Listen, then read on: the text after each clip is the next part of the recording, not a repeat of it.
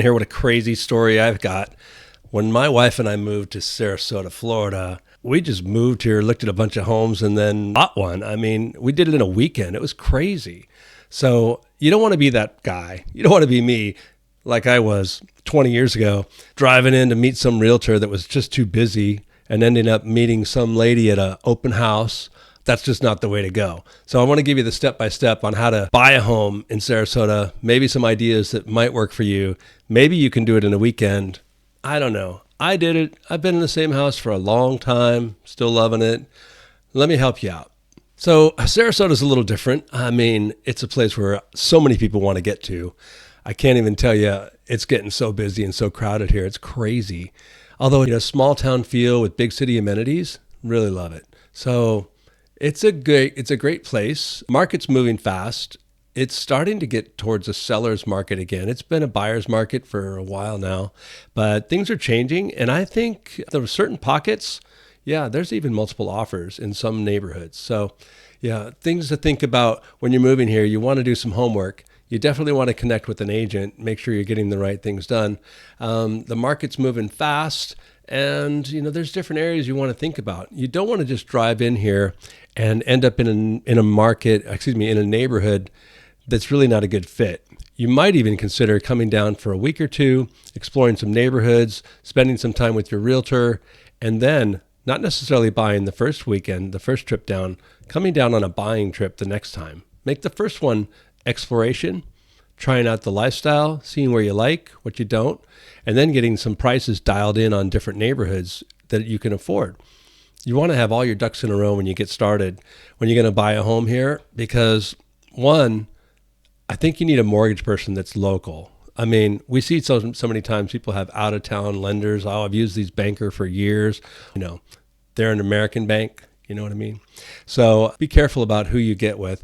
Some of these banks, you're just a number. If you can get with a smaller lender, they're going to do a better job, especially when it comes to tricky situations. If something arises during the contract, most of the lenders that we work with are local and they've got money. They can take care of the loan, I guess, to put it best with layman's terms. So really, there's a process to going through this. The process is step by step. I mean, the first thing is, like I said, get pre-approved. You want to talk to your lender. If you're paying cash, then you're going to want to have your pre-approval letter. That's just common here. We want to show that you've got proof of funds. And in some cases, if you're paying a mix of cash and you're getting a loan, then you want to have a pre-approval letter with your loan. So it's just common sense. You're buying a property. The seller wants to know you're legit, because we've got a lot of unscrupulous people trying to get deals that we're trying to find a way to get other people's money. And so do the right thing, get everything set, make everybody at ease, make the seller at ease when you go to buy the property. It just makes a lot of sense. Defining the lifestyle, you want to really define the lifestyle. So Sarasota is a beach town, but within this beach town, there's so many different neighborhoods and so many different lifestyles. So I live in a more eclectic neighborhood. It's older, there's no HOA, but it's near the coast. And so it's pretty well kept. I'm just a couple minutes from downtown Sarasota, but my office is out in Lakewood Ranch. And Lakewood Ranch is the #1 master planned community in the United States. And people love it there because there's different, what they call villages.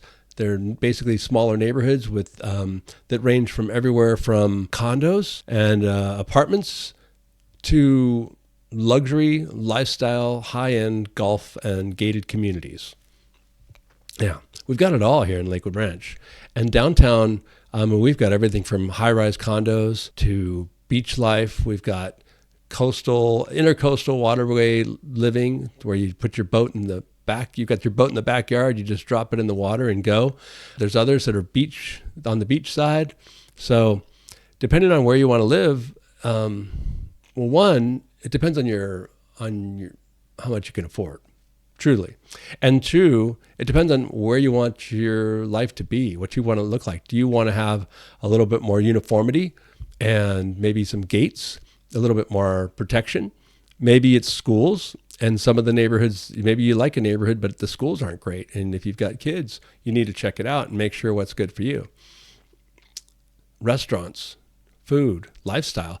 I mean, a lot of that's downtown Sarasota. And then there's other parts of Venice, and then some parts in Bradenton, where those are some great things to have, but they're right inside the city central.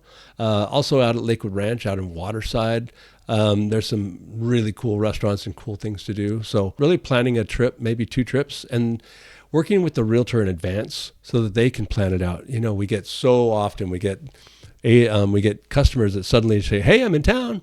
And we're just like, well, we have other customers here. We booked, we would have liked to know in advance. So that way we can give you our full attention.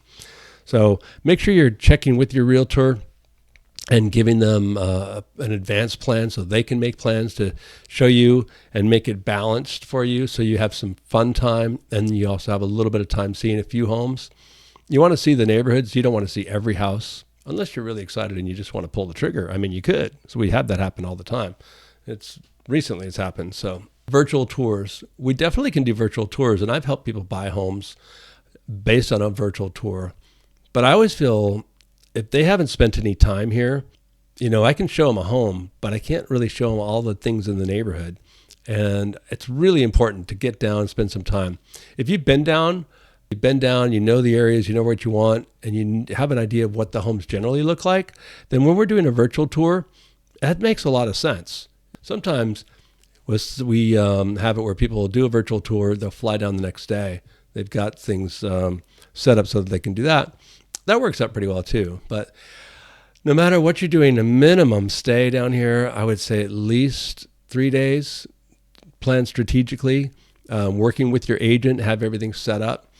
That makes the most sense. And probably doing it during the midweek would be a lot easier for everybody. So, and also setting up homes. I mean, these home sellers, they can't always accommodate you. They want to, but sometimes their lives, they just can't. So just because someone pops into town doesn't mean we can pop the door open. So not every home's vacant. And these days, most homes are occupied.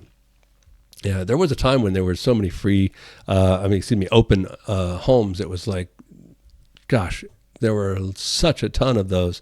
But that time has come and gone.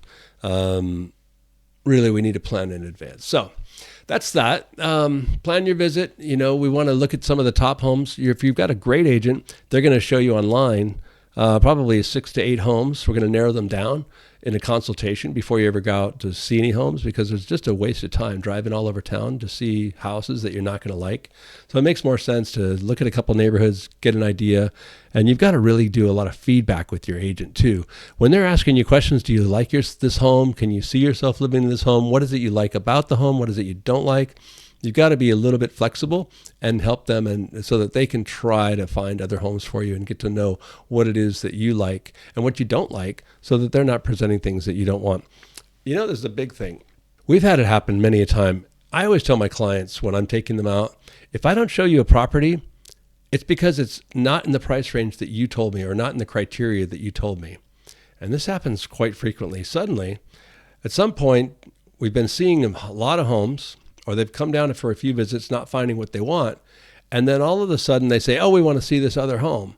And then sometimes it's like, why didn't you show us this home? It's like, well, don't get mad at me because it's outside your criteria. A lot of folks, they need to give their agents leeway to show them something a little bit bigger or a little bit different, maybe a little more expensive. But a respectful agent's trying to stay within their budget and trying to stay within the criteria. We don't want to get yelled at or upset you. We just want to give you what you want. We're trying to be the most accommodating we possibly can. So let your agent know if you're flexible, if you're willing to go up in price, because we're not, the good ones, they don't just push that on you. No, they're going to be respectful of your numbers and what you tell them. The good ones listen. All right. So once we get the house, it's time to put in an offer. And this is where your agent's skills really come into play. Your agent's got to be a good negotiator. And honestly, we're negotiating with the seller, and we're also negotiating with you, trying to help you make a good decision and not come in too hard, not come in too soft, and really make a good decision. And a lot of times it's based on the market. Some markets we can push hard. We can go really hard and try to get a great deal. Other markets, it's just getting the house. You're lucky because there's multiple offers coming in. So putting together a great deal isn't always about money. Sometimes it's about the structure of the contract and what's happening there. Yeah. Getting a great deal, it depends on the market. And that's why you need an experienced agent that knows the market and knows when to push hard, when not, and how to guide you through it and help you come to a good negotiation. What's a great negotiation? Really, nobody's going to be exactly happy getting everything they want in a good negotiation. In a great market, where you're a buyer, where you're the king, or a king or queen, and everything's going your way, and sellers are just desperate to get a buyer, not going to be a problem. But not every market's like that. Those are rare. Yeah, right now, it's kind of a balanced market, right, when I'm filming this. So yeah, having your agent know the market, and that means basically what the market of the moment is, whether it's great for you to negotiate or not. That makes the most sense. So we've talked about a lot of things. We've talked about moving down here, making decisions, planning, checking out neighborhoods. We're talking about putting an offer in and making negotiations. There are a couple different contracts, and your agent will explain those to you. They'll go over the different types. There's an as-is contract, as-is with right to inspect and right to cancel. And there's another one that's a standard contract for sale and purchase of the home. And both contracts serve their purpose. And a lot of times people want to go with an as-is contract and just as-is with cancel. But honestly, the standard contract, in my opinion, I'm not an attorney, but I think it's a better contract overall for you as the buyer and for the seller. It gives you negotiated out terms if there's something that comes up that's damaged in the home, and they'll get fixed. And so you can really know that you have peace of mind you're getting the contract to closing.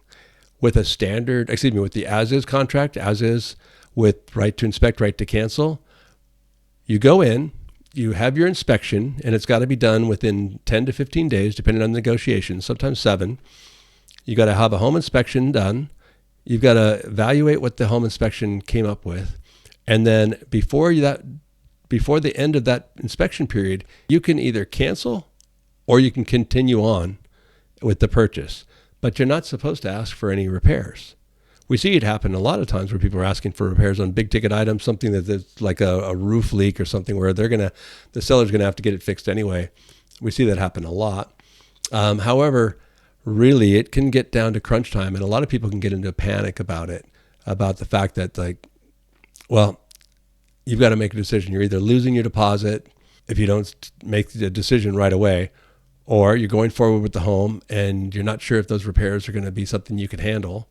So honestly, that standard contract, it's a much better way to go. There's usually negotiated prices for things that need to get fixed, and then there's other ways to negotiate if things aren't going to get fixed.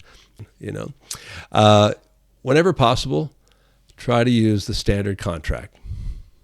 Okay, so after you get your inspections, there's a due diligence period. Everything gets signed off. You've got the offers, the contracts, the addendum are going. There's some very Florida specific items going on in your contract and things that need to get inspected. Like may need to get a wind mitigation inspection. You may need to check for flood insurance if you require it. Some areas you need sinkholes. That's very rare around here. Sinkhole insurance, or get checked for sinkholes. And you want to make sure you get somebody that's got knowledge and experience doing this. So once you get all that done and they guide you through the different terms of the contract and the different points of the contract, you're going to end up getting to closing. And your closing you can actually do remotely if you wanted to. You can do a mail away closing. We do that a lot. If you're going to be down here, we can definitely help you out with that. But if you want to do mail away, there's no flight required. Going back, no flight back home. You just sign the documents and you've got your property. You'll get the keys and you'll become a Sarasota homeowner. We can check on the house at closing, do a video for you, a video walkthrough. I recommend being here. It's a lot better because it's a lot more exciting to get the keys, walk into your home, and boom, it's yours. So some mistakes you should probably avoid. Flood insurance, getting flood insurance, sometimes it's not required, but it may be worth it the first year or two.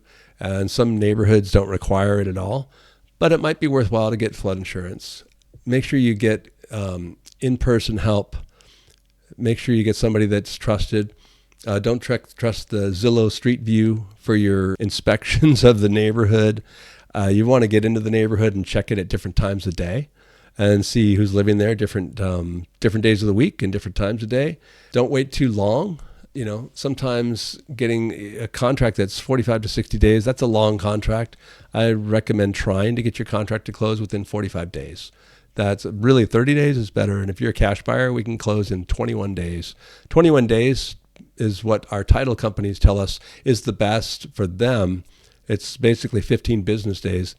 And it gives them time to get all the title work done, make sure that there's no encumbrances, nothing tying up the property, no liens on the property.